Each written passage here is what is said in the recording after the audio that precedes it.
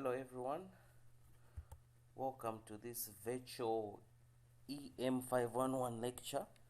Today's topic will be engineering design methods. This should be the third topic in this course. So, what are engineering designing methods? I'm sure when you hear methods, the first thing that comes to your mind is a drawing. That's actually it's a most commonly used engineering design method, but there are many of them. So today's lecture will try to understand what kind of method exists when it comes to engineering design, and also the processes that are attached to various methods. Engineering design method can be simply defined as a way of working which is easily identified or documented. It's a way of working. Different companies, Mercedes-Benz, BMW, have got different philosophies on how they conduct their processes when it comes to manufacturing vehicles.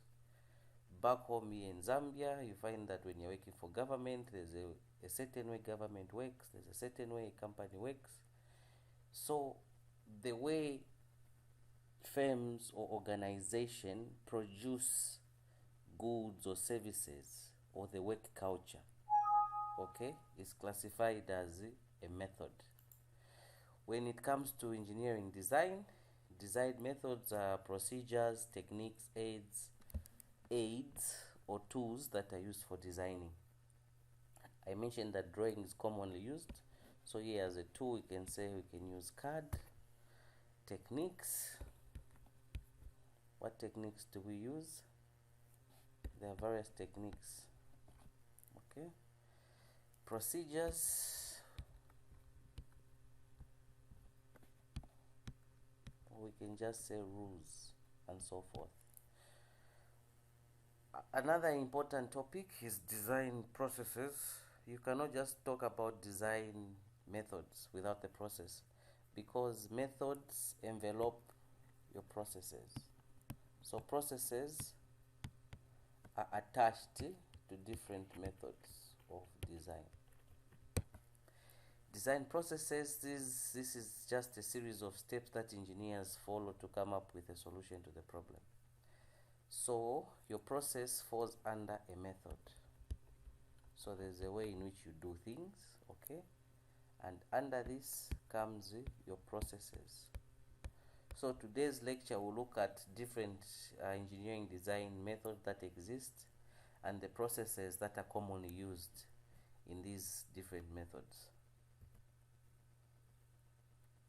The reason why we've got different methods is that we want to improve the design process. You want design processes to evolve in life. You don't just want to be stuck. So depending on what method you're going to use, this helps you improve your design process. Remember, your process is just steps from what the customer needs to the solution. So the steps here is what becomes your processes. Okay? Then whatever envelopes your processes, it's the way you work, or your methodology, or simply your design methods. There are generally two types of methods. We've got creative methods and rational methods. Creative methods usually encourage creativity or innovation, or simply they encourage the designer or the engineer to think outside the box. While rational methods, this is a standardized way of producing goods or designing. Okay, designing. I used to run away from handwriting classes. Okay. Creative methods, these methods intended to help stimulate creative thinking. We've got two of them. They fall under the umbrella of two definitions. You've got brainstorming. You all know what brainstorming is. The purpose of brainstorming is that you want to collect as many ideas as possible. Then afterwards trim down to one solution. So when you are brainstorming, there are rules we follow. First of all, brainstorming should be held or should be conducted for a group that is between 4 people to 8. You shouldn't be more than that, huh? Otherwise the whole process just becomes complicated. So the rules we apply: number 1, no criticism is allowed during the session. Number 2, a large quantity of ideas is wanted. This is what we want. You've got even the craziest of ideas, you just have to put them, or you have to take note of them. Then seemingly crazy ideas are quite welcome, so you do not remove or try to look down upon anybody's suggestion. Okay, and we need to keep these ideas short and snappy, just like that. Then we try to combine and improve the ideas of others. The other type of method is called, that falls under creative method, is cynetics. Cynetics basically allows engineers to go outside the engineering spectrum, that is away from your physics. Okay, you look towards a different topic like biology. There's a popular term which goes like inspired by nature. So you find some products were actually developed because they try to imitate how nature works. Best examples could be maybe the way motor vehicles are streamlined. You want to reduce as much drag as possible. Aeroplanes, they've got wings, they look like birds. The cockpit, okay, the cockpit allows air not to cause this aeroplane to drag or go downwards and so forth. So when it comes to cynetics, there's an ability to see parallel or connections between two dissimilar topics. Like the example I gave, you're designing something. Of course, you're going to use physics or chemistry, but whatever solution you're trying to come up with, you can take something from a different topics like biology. Okay, so examples include fantasy analogies, symbolic analogies. We have this called why. It's like a baby asking you, why does this work like that? Why does it move like this? Why?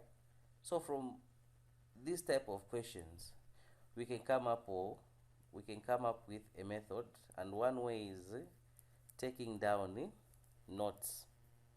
Okay, we take down notes from this. For instance, why, you take down why does this move like this, you put an answer, number 1, number 2, just like that. So this falls under creative thinking. So we've got rational methods. So this is the most used engineering method. Why? Because we want to standardize processes. More commonly regarded as design methods than creative techniques. Okay, because we've got a systematic approach to the design. We want rules to be followed. We want to have a tailored way of thinking. So this has got usually the following items. We start with clarifying objectives, establishing functions, setting requirements, determining characteristics, generating alternatives, evaluating alternatives, and improving detail. So before I go any further on rational methods, I will just briefly explain the components of rational method. So the difference between creative and rational is that creative, you want to stimulate your thinking. That's why you've got brainstorming, crazy ideas. The best example of creative methods, we can say there's a company called Tesla. Tesla does not follow traditional way of engineering. They always come up with designs that are almost a fantasy. For instance, you look at a self-driving car. Whoever thought of a self-driving car? An electric car. You've got a space shuttle that goes to the moon and comes back, and you don't lose any components. So that falls under creative thinking. But rational methods, these are actually employed by many companies that range from automobile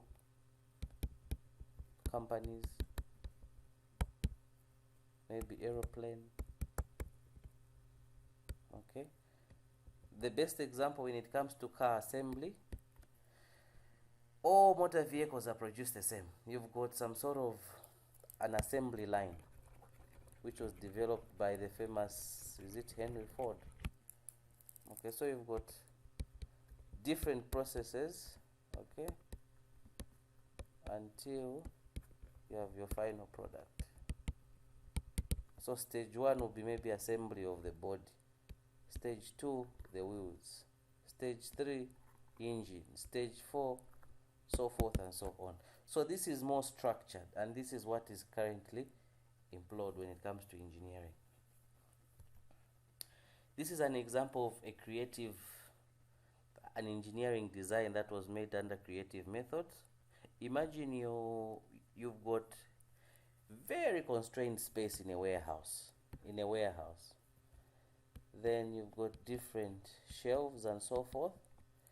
Then you want your new type of forklift to be able to maneuver, okay?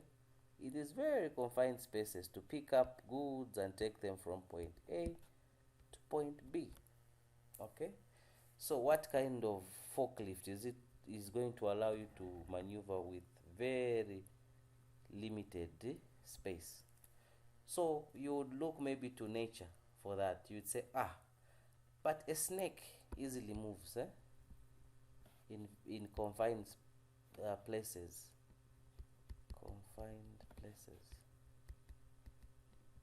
Okay, because a snake moves like that. How can I design my forklift? Well, this is a solution here, okay? This was first developed, I think, in Germany, patented by, I've just forgotten a university, but there's a professor who came up with this design. These are octa wheels. There's a term called do not reinvent the wheel. Well, somebody has managed. So take a look at this.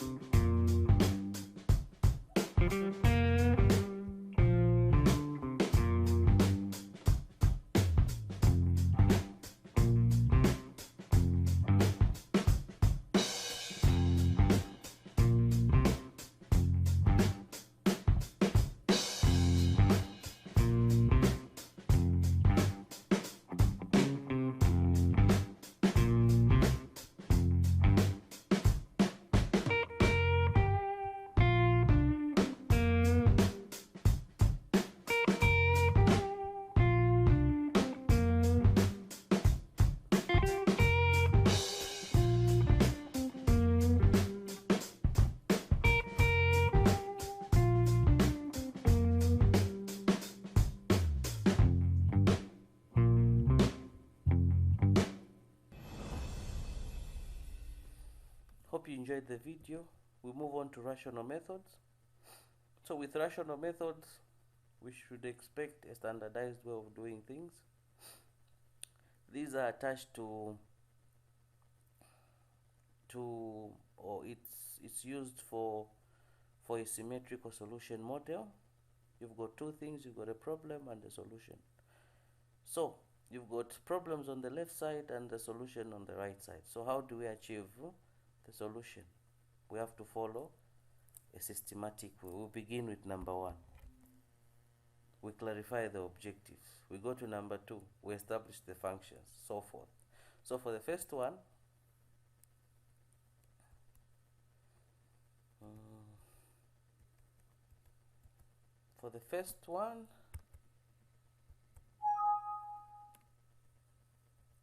what am I doing? Just hold on. Okay. So when it comes to clarifying objectives, this is more like what you call problem statement in engineering. Problem statement. Problem statement. Okay. This is where you define your problem and what you want to achieve. What will be your end result? Then we go down to the functions. Okay. So under functions, the aim is to establish functions required and the system boundary of a new design. So what functions are required for us to meet the objective? Some functions can even include an equation, okay, tools on how to come about the objective, and so forth. After we establish the function, we now we go to setting requirements. Under setting requirements, we look at performance specification, performance spec. After we get the performance spec, we go to determining characteristics. Determining characteristics, the aim is to set targets to achieve for engineering characteristics of a problem such that they satisfy customer requirement. Okay, I'm reading this from the book I shared called Engineering Design Methods. Kindly ask the class rep to reshare it if you don't have it. So under determining characteristics, the first one is quality function deployment. Aim, set targets to be achieved for engineering characteristics of a product such that they satisfy customer requirement. Okay, so here we are setting targets. Set targets. Now here it will be important to know some examples of such. I have to think about them. But you can best come up with examples if you define an objective. Best example will be you want to pump water from point A to point B. Okay, so if you are doing that, if we have to follow rational way of thinking, first of all we define the problem. The problem will want to move water from point A to point B. Okay, when we talk about establishing functions, so how do we move it? What kind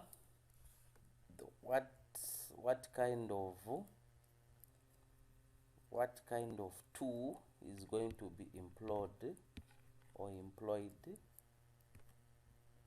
Sorry about that. Okay, so what kind of tool are we going to use to move this liquid? Number 3, setting requirements. Okay, at what rate are we going to pump this water from point A to point B? Then we move to determining characteristic. Determining characteristic, we said we're going to set target. Okay, so settling requirements, we set performance. Determining characteristics, quality function deployment. Okay, now quality function deployment, what example can I give here? Such that they satisfy customer requirements. Okay, so under determining characteristic, you look at durability or materials you want to use. So determining characteristics has more to do with the quality of a product. Okay, Then we move on to generating alternatives. You come up with various alternatives, okay? You come up with maybe a motor that uses a centrifugal type of pump. Is it a piston type of pump, and so forth. After you've got different alternatives, you evaluate which one is the best of whatever you generated. Then when you choose one, you improve on the detail. Improving details, there are many examples here. First one is detailing a design. Okay, so that's an example of a rational method. So we follow a systematic way of achieving our objective or coming up with a solution. Well, creative methods, we think outside the box. Sometimes they are crazy solutions. We try to incorporate everything. Rational, standardized way of thinking. So that's all on the models, on the methods rather. So we learned about two methods. Number one was creative, the other one was rational, which makes sense. Okay, so depending what kind of engineer you are, you may be biased towards creative. Some will be saying, but why do I have to think a lot? Did anyone do this before? What procedure can we use? Two types of people, very different. Okay, so we go to design process. Design process as steps from the problem to the solution. So in order for us to do those steps, we need to use three kinds of models. Okay, so models are used to describe processes and a number of phases or stages, beginning with a statement. This is a problem. Okay, then for a new design, and you reach a final solution proposal. Under these processes, we've got three types of models, namely descriptive, prescriptive, and an integrative model. So for descriptive models, these are solution focused nature of design thinking. Okay, I'll explain this in the next slide. Solution based or solution focused nature of design thinking. Descriptive models of design processes usually identify significance of generating a solution concept early in the process. Okay, while prescriptive, this actually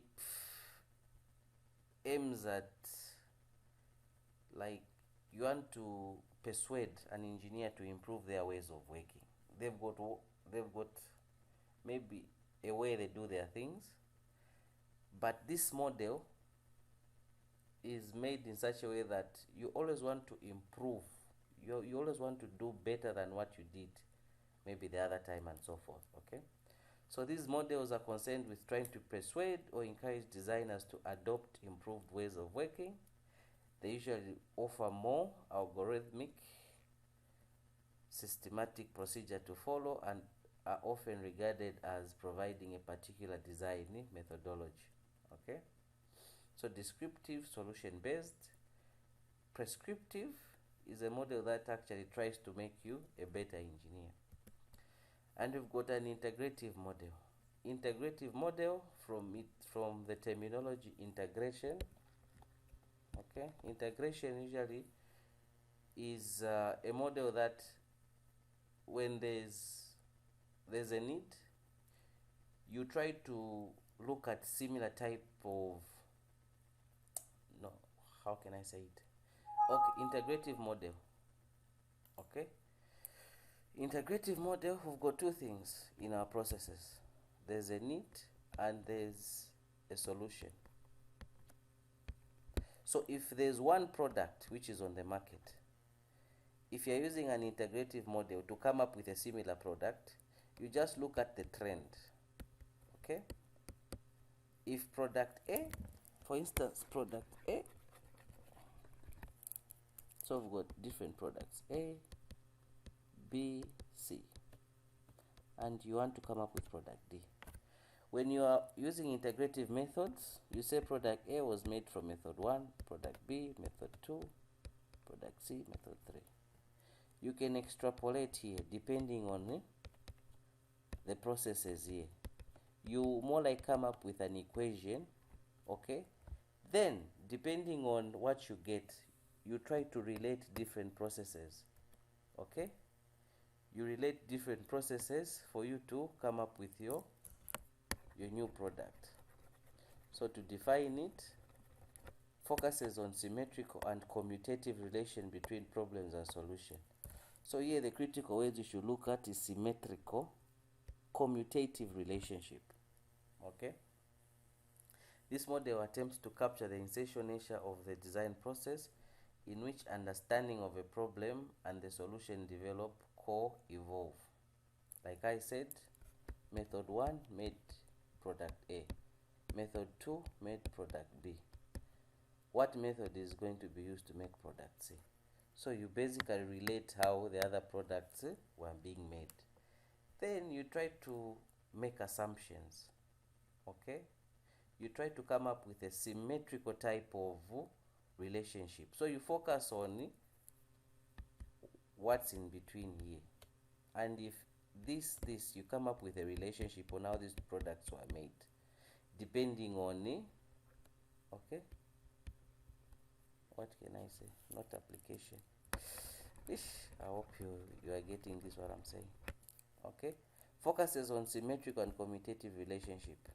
So you more like try to come up with a relationship of the following, right? So how was A made? It was made through method A. B was made through method D. 2. What method are we going to use for 3? So you try to get the relationship between 1 and 2. Then use whatever you get in here and apply it on here. If you've got questions, please send them through WhatsApp. I'll try as much as possible to answer or to attend to all of you. Okay. So a descriptive model would look something like this. What we have here is a French model of the design process. So this is what the French came up with. Okay. So descriptive model, remember, is solution based. It doesn't focus on you improving your ways, it's just solution based. So in such a model, we've got the following breakdown. Of course, the first one is always the need, and the last one is the solution. And these are the steps in between. So first one, we know it's a need. Number 2 is analysis of the problem. So under analysis of the problem, we've got 3 elements. Number 1 is the statement of the design problem, which is your goal. What do you want to achieve? Number 2 are your constraints, limitation placed upon the solution, e.g. codes of practice, statutory requirements, and so forth. Okay, so which one is this one here? So 3 elements of analysis. Sorry, we're here. So we've got number 1. Statement of a problem just tells us what we want to achieve, or that's our goal. So under analysis, we also have constraints. For instance, in Zambia, you have ZABs. You don't just make things anyhow, eh? There are regulations. There's environmental concern. There's people. If you're going to make something that displaces people and you run in conflict with the law, you have to sort that out, okay? You don't just continue. So that's under constraints. Then also have criteria of design brief, criterion of excellence to be worked on, okay? A design brief, we all know what a brief is. A brief is more like a statement, but it's in engineering, it's documented. So for us to achieve, or for us to attain our goal, what is the best way of doing things? So that falls under the analysis of the problem. Then we go to conceptual design. Conceptual design, typical example can be a CAD model, just a concept from the word itself. Then when you've got conceptual design, you've got selected schemes, eh? So you've got many designs here, plus. Okay, then you select some of them. Then we go to embodiment of schemes. So under embodiment of schemes, different schemes worked up into greater detail. Okay, so you've got various choices, then you work on them in greater detail. What is this greater detail? You basically go further into designing. If it's maybe what parts are needed for solution A, these are the parts. Solution B, these are the parts, and so forth. After that, we go to detailing. This is the last stage. Under detailing, we decide on what we want to do. Then we've got a working drawing. So from the various solutions, we now zoom in into one. And when we're doing detailing, we make sure that we minimize errors. What are these errors? Usually we call them design flaws. Is this the correct word of flaw? Yeah, design flaws. Design flaws are hindrance of producing any product. So you want to avoid them. You want to minimize design errors. There are many examples. I don't have time, but I'm sure you can Google them. Okay. Then we go to prescriptive model. Prescriptive model, there are a lot of models, by the way. Okay. If you read the book I circulated, there's something called POW and BITS. Is it Blitz model? But rule of thumb, engineers decided to be using Bruce Archer's method because it was more descriptive in nature and it was summarized well. So under Archer's three-phase summary model, the three phases consist of analytical phase, creative phase, and executive. Is it executive phase? Yeah. So executive phase is where you now communicate with your customer, your final product. It's executive. It's usually very brief, okay, and descriptive in nature. So let's look at the phases. Analytical phase. Okay. So under analytical phase, you've got programming, data collection. So this has to do with okay, programming, data collection. What's the best way to define this? So under programming, here we establish crucial issues and propose a course of action. Okay. I forgot something here. There's usually a need. What do you want to achieve? And the solution at the end. So there's a need. Okay. What is the best way to tackle that need? You need to get some sort of data analysis. You collect data. Yeah. So before even you collect data, the first one here, you establish crucial issues, okay, and propose a course of action. Then after that, you collect data and classify, then you store it. Then under the creative phase, like the term says, creative, you need to create something. Okay, before you do that, you analyze first, identify sub problems, prepare performance, or you do the actual design. When you do the actual design, you come up with the specifications. Okay, reappraise, propose, program, and estimate. What is this now? Reappraise, proposed, program, and estimate. Come up with specification. Then synthesis. You prepare your design. So let me just try to think through this. Analytical phase. Sorry. So I've got a need. You have a solution. Analytical phase. Okay. Before you even collect data, say maybe you are establishing a solar plant. You need to know how much irradiation falls in a particular area and so forth. But before you do that,